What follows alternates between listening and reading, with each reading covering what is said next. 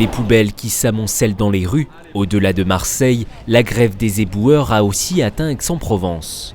Je trouve que ça gâche un peu le charme de la ville. Moi, ça m'inquiète plus au niveau du tri sélectif, mais bon, avant la grève, ça m'inquiétait déjà.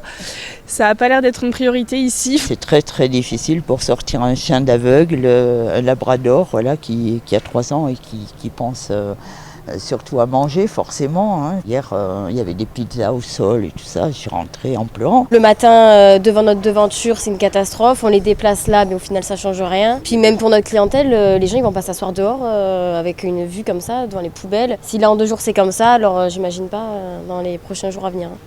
Depuis 2 jours, le mouvement social s'est étendu à d'autres communes de la métropole Aix-Marseille-Provence. En cause, la loi sur la transformation de la fonction publique qui impose aux collectivités le passage aux 35 heures avant le 1er janvier 2022.